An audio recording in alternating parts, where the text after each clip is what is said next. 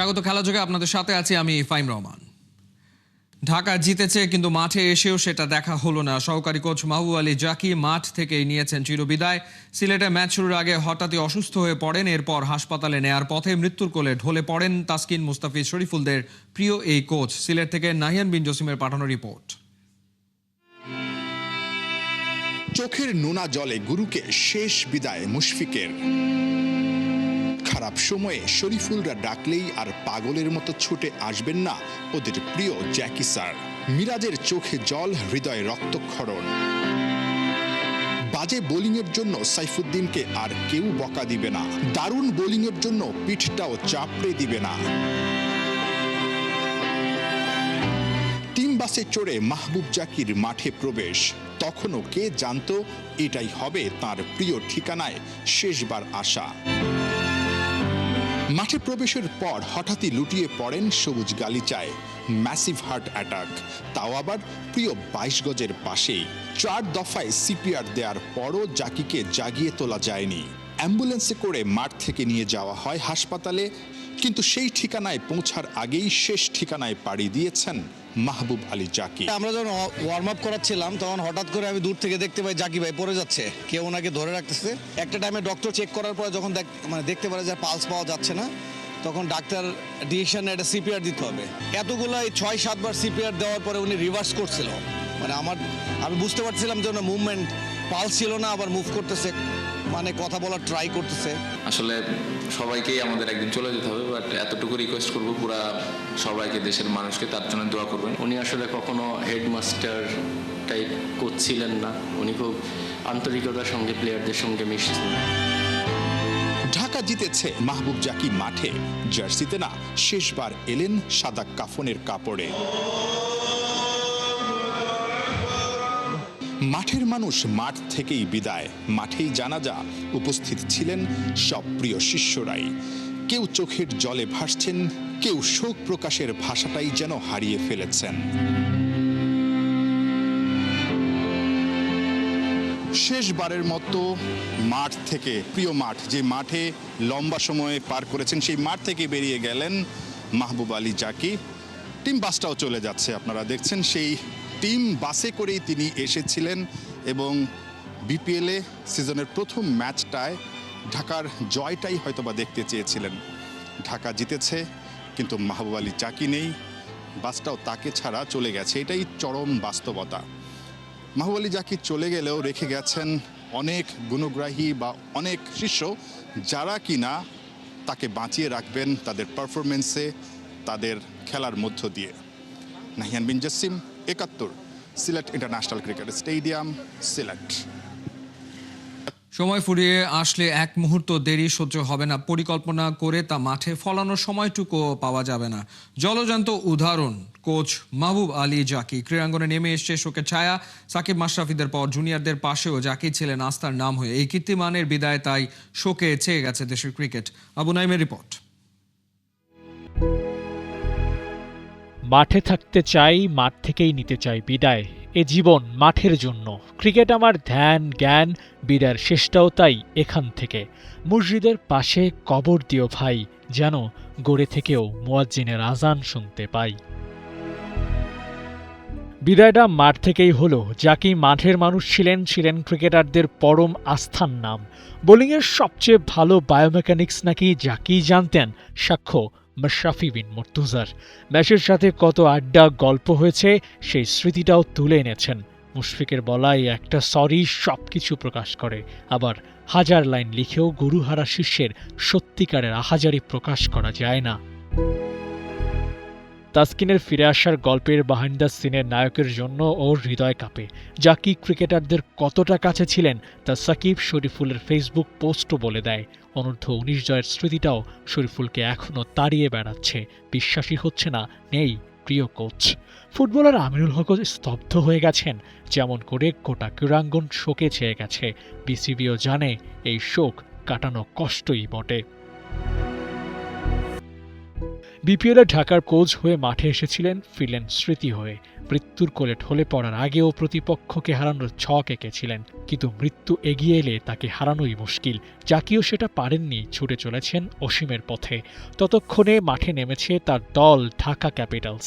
জাকির সাজানো game plan প্রতিটা ক্রিকেটারের মগজে খোদাই করে সাঁটানো, তা বাস্তবায়ন করে জয় নিয়ে মাঠ ছেড়েছে ঢাকা ক্যাপিটালস। শোক যেন এদিন হয়ে উঠেছিল শক্তি।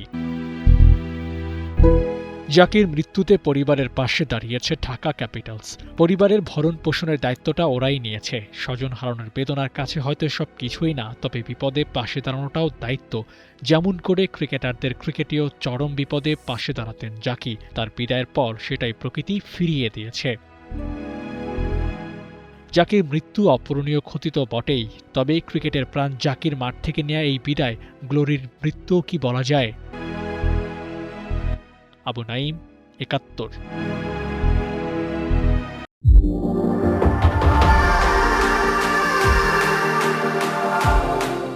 আগের ম্যাচেই উঠতে থাকা রাজশাহী ওয়ারিয়র্সকে যেন মাটিতে নামিয়ে আনলো ঢাকা ক্যাপিটালস। বিপিএল এ দিনের প্রথম ম্যাচে প্রথমে ব্যাট করতে নেমে ইমাদ ওয়াসিম নাসির হোসেনদের ধাক্কায় ৮ উইকেট ১৩২ রান তোলে নাজমুল হোসেন শান্তর। রাজশাহী জবাবে ৭ বল আর ৫ উইকেট হাতে রেখেই টার্গেট টপকে যায় টিম ক্যাপিটালস। খালিদ জামিলের ম্যাচ রিপোর্ট।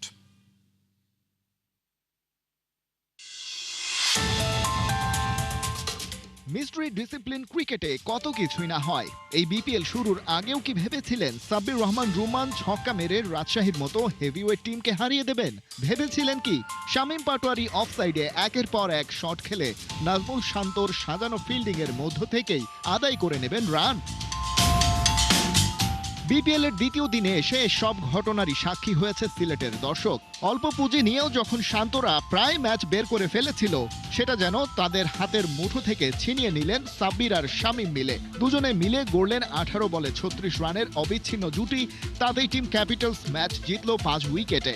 সহকারী কোচ মাহবুব আলী জাকির চির বিদায়ের দিনে এর চেয়ে ভালো কিছু যেন আর হয় না। আফসোস, কেবল গুরু দেখে যেতে পারলেন না তার শিষ্যরা কি দারুণ খেলেছে।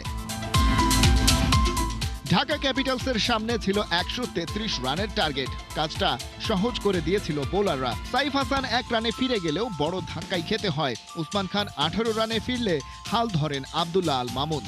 ৩৯ বলে ৪৫ রান করে বাউন্ডারিতে ধরা পড়েন মোহাম্মদ নওয়াজের বলে। তার সাথে ক্যাপ্টেন মিঠুন ১২ রানে ফিরে গেলে ট্র্যাক থেকে ছিটকে যেতে শুরু করে ঢাকা। তবে সেটা আর হতে দেননি সাব্বির রহমান আর শামীম পাটোয়ারি মিলে। ৭ বল হাতে রেখেই ৫ উইকেটে ১৩৪ রান করে টিম ক্যাপিটালস। শামীম ১৩ বলে ১৭ আর সাব্বির ১০ বলে ২১ রান করে থাকেন অপরাজিত। সিলেটের মাঠে দিনের শুরুতে টস হেরে আগে ব্যাটিংয়ে নেমে ধাক্কা খায় রাজশাহী। প্রথম বলেই ফিরে যান ওদের পাকিস্তানি রিক্রুট শাহিদজাদা ফারহান। এ নিয়ে আসরের প্রথম ২ ম্যাচেই ফ্লপ করলেন তিনি। তানজিদ তামিমের সাথে ক্যাপ্টেন শান্তর জুটিটা যদিও আশার পালে হাওয়া দিচ্ছিল। দুজনে মিলে গড়েন ২৮ বলে ৩৯ রানের জুটি, কিন্তু সেটাকে আর বাড়তে দেননি নাসির হোসেন। তামিমের উইকেট তুলে নিয়েছেন ওর ব্যক্তিগত ২০ রানে। ইয়াসির আলীর ইনিংসের দৈর্ঘ্য ছিল ১৩ রানের। আগের ম্যাচের সেঞ্চুরিয়ান শান্ত নিজের ইনিংসটা লম্বা করতে পারেননি আজ। ২৮ বলে ৩৮ করে ফিরেছেন ইমাদ ওয়াসিমের বলে। শেষ দিকে বলার মতো কেবল মোহাম্মদ নওয়াজের ২৬ বলে অপরাজিত ২৬। তাতে নির্ধারিত ২০ ওভারে রাজশাহীর বোর্ডে ৮ উইকেটে ১৩২, যে রান টপকাতে মোহাম্মদ মিঠুনদের দলের বলতে গেলে কোনো সমস্যাই হয়নি। খালিদ জামিল, ৭১। আরও একবার ব্যর্থ হলো নোয়াখালী এক্সপ্রেস। দারুণ সম্ভাবনা তৈরি করলেও শেষ মুহূর্তে নার্ভ ধরে রাখতে পারেনি ওরা। তাদেরকে ১ উইকেটে হারিয়ে আসলে প্রথম জয় তুলে নিয়েছে মেহেদী হাসান মিরাজের সিলেট টাইটান্স। টস জিতে আগে বল করা সিলেট মাত্র ৯ রানেই তুলে নেয় নোয়াখালীর ৩ উইকেট। তবে এদিন জাকের আলী আর মাহিদুল ইসলাম অঙ্কনের কল্যাণে ১৪৩ রানের ফাইটিং টোটাল পায় নোয়াখালী এক্সপ্রেস। জাকের আলী ১৭ বলে ২৯ রান করে ফিরে গেলেও অঙ্কন টিকেছিলেন ৫১ বলে ৬১ রান করে। ১৪৪ রানের জবাবে ব্যাট করতে নেমে সিলেটও শুরুতে হোঁচট খায়। পাওয়ার প্লেতে ওরা হারায় ৩ উইকেট। তবে ক্যাপ্টেন মেহেদী, মিরাজ আর পারভেজ ইমন সিলেটকে ম্যাচে ফেরায়। কিন্তু ইনিংসের ১৮ নম্বর ওভারে মেহেদী হাসান রানার হ্যাট্রিক সিলেটকে ম্যাচ থেকে একরকম ছিটকেই দিয়েছিল। তবে ইথান ব্রুকসের শেষ ওভারের দুর্দান্ত ব্যাটিংয়ে আসরে প্রথম জয় পায় সিলেট টাইটান্স। পরপর ২ ম্যাচেই নোয়াখালীর সঙ্গী হয় হার।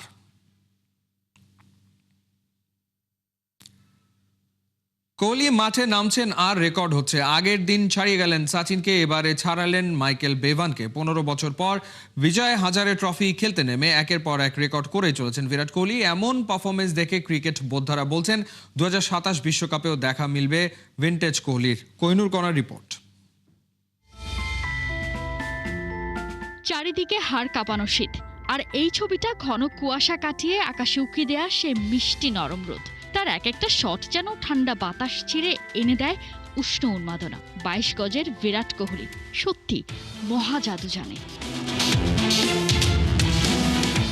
নামের পাশে কিং তকমা, তবুও বোর্ডের সাফ কথা, 2027 ওয়ানডে বিশ্বকাপে খেলতে হলে প্রস্তুতিতে কোনো ঘাটতি চলবে না। খেলতে হবে ঘরোয়া ক্রিকেট লিগে। কোহলিও নেমে পড়লেন নিজেকে প্রমাণ করতে নয়, আরও একটা বার মনে করিয়ে দিতে, once a king always a king. 2010 সালের ফেব্রুয়ারির পর আবারও বিজয় হাজারে ট্রফিতে বিরাট কোহলি 15 বছর পর ফিরে সেঞ্চুরি করে ছাড়িয়ে গিয়েছিলেন ক্রিকেট ঈশ্বর সচিন টেন্ডুলকারকে। তবে বিরাটের জন্য রেকর্ড তোলা ছিল আরও একটা। অন্ধ্রপ্রদেশের বিপক্ষে 101 বলে 131 করার পর গুজরাটের বিপক্ষে করলেন 61 বলে 77 রান। তাতে তার গড় গিয়ে ঠেকল 57.87। এতেই অজি লেজেন্ড মাইকেল বেভানকে ছাড়িয়ে লিস্ট এ ক্রিকেটের সর্বোচ্চ গড়ের মালিক হলেন দিল্লির বিরাট কোহলি। লিস্টে ক্রিকেটে অন্তত 5000 রান আছে এমন ব্যাটারদের মধ্যে সবচেয়ে বেশি ব্যাটিং গড় 57.86 ছিল মাইকেল বেভানের। এখন নতুন মালিক চেস মাস্টার। শুধু তাই নয়, এই নিয়ে লিস্টে ক্রিকেটে টানা 6 ম্যাচে 50-এর বেশি রান করলেন বিরাট কোহলি, তার মধ্যে 3টা সেঞ্চুরি। অস্ট্রেলিয়ার বিপক্ষে প্রথম 2 ম্যাচে ডাক মারার পর করেছিলেন অপরাজিত 74 রান। সাউথ আফ্রিকার বিপক্ষে সেঞ্চুরির সেই ক্ষুধাটা মেটান। পরপর 2 ম্যাচে 135 আর 102 করেছিলেন। শেষ ম্যাচে অপরাজিত 65।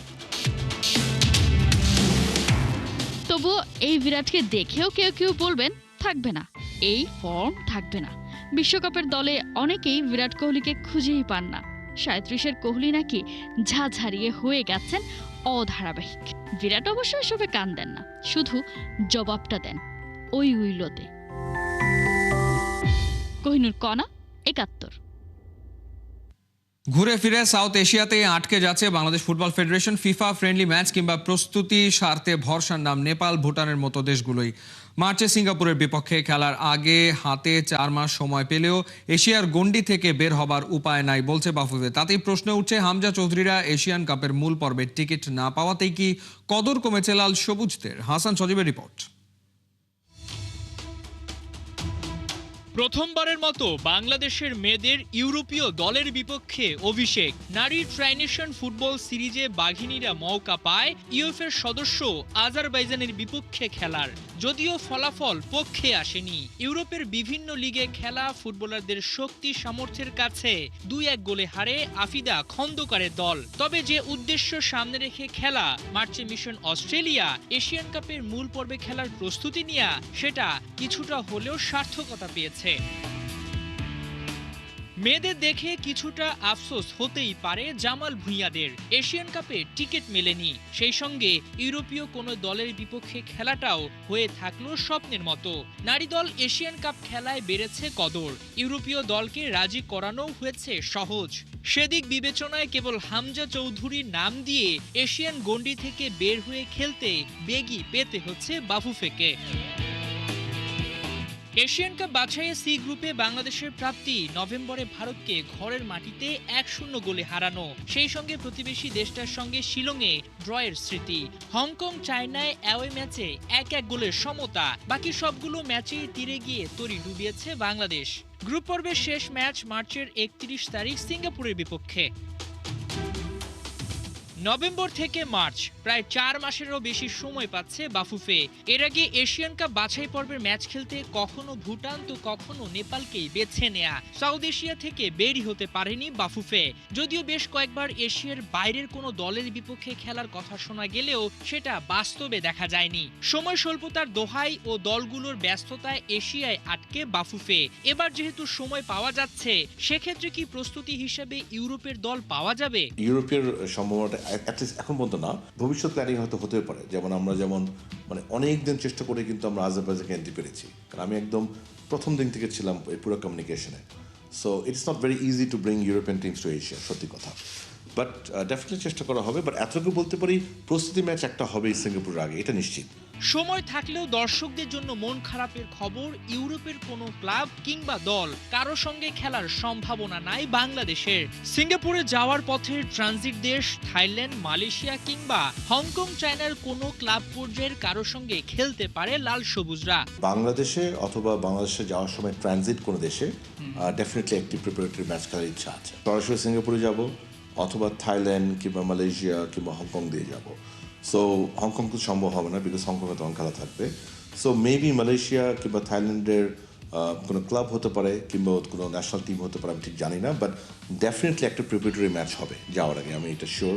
4 মাসেরও বেশি সময় হাতে পেয়ে ইউরোপীয় কোনো দলকে না পাওয়ার ইঙ্গিত আগে ভাগেই। তাহলে কি এশিয়ান কাপের মূল পর্বে খেলার যোগ্যতা অর্জন করতে না পারায় হামজা চৌধুরীদের ভাগ্যে জুটছে নেপাল, ভুটানদের মতো দলগুলো? বড় টিমগুলোর বিপক্ষে খেলার স্বপ্ন কি স্বপ্নই থেকে যাবে? হাসান সজীব, ৭১। 2 গোলে পিছিয়ে পড়েও শক্তিশালী বসুন্ধরাকে রুখে দিয়েছে আবাহনী। বাংলাদেশ ফুটবল লিগে বছরের শেষ ম্যাচে পয়েন্ট ভাগাভাগি করেছে আবাহনী বসুন্ধরা। তবে জয় না পেলেও এখনো পয়েন্ট টেবিলের শীর্ষেই আছে বসুন্ধরা কিংস। শনিবার কিংস অ্যারেনায় 8ম রাউন্ডের ম্যাচে শুরু থেকে দাপুটে ফুটবল খেলে বসুন্ধরা কিংস। ম্যাচের মাত্র 5 মিনিটেই আবাহনীর জালে বল পাঠান রাকিব হোসেন। ব্যবধান দ্বিগুণ করতেও বেশি সময় নেয়নি কিংস। ম্যাচের 16 মিনিটেই ইমানুয়েল সান্ডে বসুন্ধরাকে এগিয়ে নেন 2-0 গোলে, কিন্তু এরপরই কিছুটা ঘুরে দাঁড়ায় আবাহনী। ঠিক 3 মিনিট পরই সফল স্পট কিক থেকে ব্যবধান কমিয়ে আনেন আবাহনীর সুলেমান দিয়াবাতে। পিছিয়ে থেকে বিরতিতে যায় আবাহনী। দ্বিতীয়ার্ধের শুরুতেই সেই দিয়াবাতের গোলেই ম্যাচে সমতায় ফেরে। 70 মিনিটে আরও এক পেনাল্টি পেয়েছিল আবাহনী, কিন্তু এবার দিয়াবাতের স্পট কিক ফিরিয়ে দেন আনিসুর রহমান জিকো। ম্যাচের বাকিটা সময় আর কোনো গোল না হলে 2-2 সমতায় শেষ হয় আবাহনী বসুন্ধরার হাই ভোল্টেজ এই ম্যাচ।